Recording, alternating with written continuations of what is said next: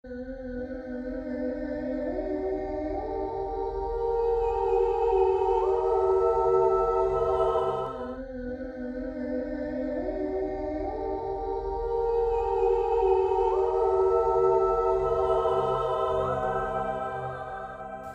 हादसों की ऐसी कई घटनाएं हैं जिसने पूरे विश्व को हिलाकर रख दिया है। ऐसी ही एक घटना एयरलाइन इंडस्ट्री के इतिहास में तब घटी जब वो पायलट ने विमान उड़ाने की कमान अपने 16 साल के बेटे के हाथों में दे दी। इसके बाद जो हुआ उसे सुनकर आपके भी रोंगटे खड़े हो जाएंगे। तारीख थी 23 मार्च 1994, समय सुबह 7:45, स्थान मॉस्को के शेरमिटी हवाई अड्डा और संख्या 75। सभी मौत का इंतजार कर रहे थे। आपको सुनकर थोड़ा अजीब लग रहा होगा, लेकिन ये सच्ची घटना है जो मॉस्को से हांगकांग जा रही फ्लाइट के साथ घटी। घटना वाली सुबह 23 मार्च 1994 सुबह का वक्त था। सारे यात्री एयरपोर्ट पर जहाज के रनवे पर लगने का इंतजार कर रहे थे।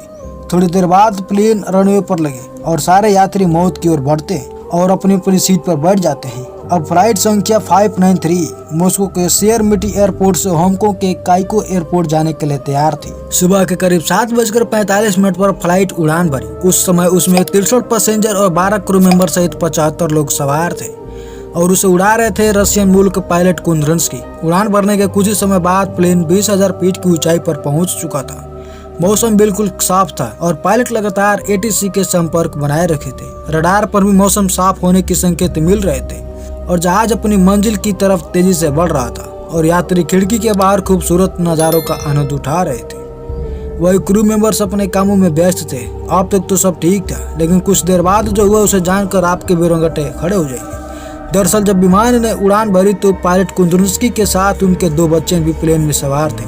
उन बच्चों की वो पहली इंटरनेशनल उड़ान थी, इसलिए बच्चे बहुत ज्यादा एक्साइटेड भी थे। प्लेन ऑटो पायलट मोड पर अपने गंतव्य की तरफ तेजी से बढ़ रहा था और उस दौरान पायलट बच्चों को कॉकपिट में ले गए। इस समय विमान का ऑटो पायलट मोड ऑन था, इसलिए पायलट भी सुकून की स्थिति में थे। तभी कुंद्रंस्की ने नियमों का उल्लंघन करते हुए बच्चों को कंट्रोल संभालने के लिए दे दिया। पहले कुंद्रंस्की की बेटी पायलट के भाई सीट पर बैठी। इस दौरान पायलट ने बेटी को ऐसा कुछ दिखाया कि विमान का कंट्रोल उसके हाथों में है। उससे बच्ची खुश हुई और जल्द ही पायलट के सीट से उतर गई। अब तक तो सब ठीक चल रहा था, लेकिन अब कुछ ऐसा होने वाला था जो एयरलाइन इंडस्ट्री के इतिहास की सबसे खौफनाक घटना बनने वाली थी। इसके तुरंत बाद कुंद्रंस्की का 16 साल का बेटा एल्डर पायलट के सीट पर बैठ गया और फ्लाइट को कंट्रोल करने लग गया। उसने ऑटो पायलट मोड ऑन होने के बावजूद भी करीब 30 सेकंड तक विमान का नियंत्रण अपने हाथों में रखा। आपको बता दें कि जब प्लेन ऑटो पायलट मोड पर फ्लाइट कर रहा होता है तो उसे पायलट को कंट्रोल करने की आवश्यकता नहीं होती है दोस्तों। उस दौरान प्लेन ऑटोमेटिक अपने गंतव्य की तरफ बढ़ता रहता है, लेकिन जैसे ही कुछ सेकंड के लिए प्लेन को मैनुअली ऑपरेट किया जाता है तो plane automatic autopilot mode से हटकर मैनुअली मोड पर आ जाता है। यहाँ भी कुछ ऐसा ही हुआ। बेटे एल्डर ने जैसे ही 30 सेकंड के लिए मैनुअली फ्लाइट किया तो प्लेन ऑटो पायलट मोड से हटकर मैनुअली फ्लाइट मोड पर आ गया। इस कारण प्लेन को अब पायलट को कंट्रोल करने की आवश्यकता थी, लेकिन उस पर पायलट की नजर ही नहीं गई और प्लेन मैनुअली फ्लाइट करने लग गया। इस कारण विमान का ऑटो पायलट मोड बंद हो चुका था और उसके पंखे मैनुअल हो चुके थे। प्लेन अब मैनुअल हो चुका था, लेकिन एल्डर को इस बात का भी अंदाजा नहीं था कि उसने जाने अनजाने में कितनी बड़ी गलती कर दी। अब तक किसी को भी ये बात मालूम नहीं था कि विमान का ऑटो पायलट मोड बंद हो चुका है। जब तक पायलट की नज़र उस पर जाती है तब तक काफ़ी देर हो चुकी थी और विमान ने 180 डिग्री पर टर्न करने लगा और फिर तेजी से नीचे की तरफ गिरने लगा।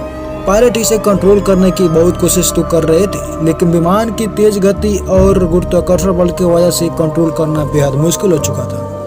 कुंद्रंस्की अब पायलट के सीट पर बैठ चुके थे और विमान को काबू में करने का प्रयास कर रहे थे, लेकिन जहाज की रफ्तार तेज और गुरुत्वाकर्षण बल होने के कारण प्लेन को कंट्रोल करना बेहद मुश्किल हो चुका था और जहाज तेजी से नीचे की ओर गिरता जा रहा था। फिर भी पायलट ने अपने अनुभव और सूझबूझ से विमान को काबू में कर लिया, लेकिन कॉकपिट में लगी स्क्रीन तेज हीट के कारण ब्लैंक हो चुका था और साथ ही कॉकपिट में मौजूद कई सारी मशीनें भी गर्म हो चुकी थी। इधर यात्रियों को इस बात का भी एहसास हो चुका था कि कोई बहुत बड़ी घटना विमान के साथ हो चुकी है। सारे यात्री डरे हुए से थे, जैसे यात्रियों के बीच अफरा तफरी का माहौल बन चुका था और ऑक्सीजन की कमी होने के कारण ऑक्सीजन मास्क खुद ब खुद बाहर आ चुका था।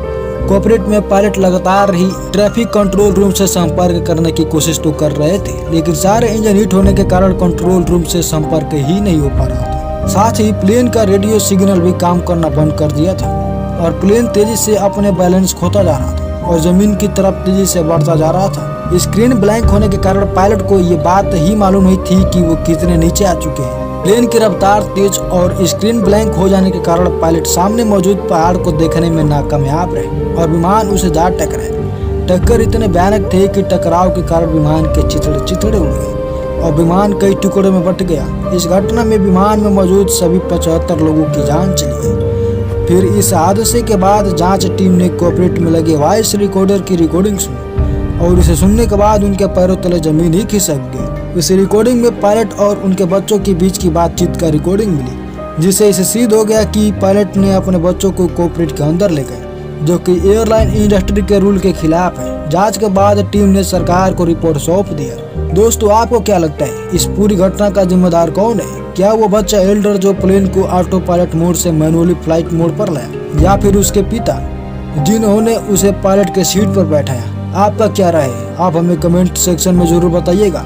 और बाकी वीडियो पसंद आई हो तो वीडियो को लाइक और चैनल को सब्सक्राइब कर बेल आइकन को ऑन कर लीजिएगा। बाकी मिलते हैं अगले वीडियो में किसी नए टॉपिक के साथ। तब तक के लिए जय हिंद, जय भारत।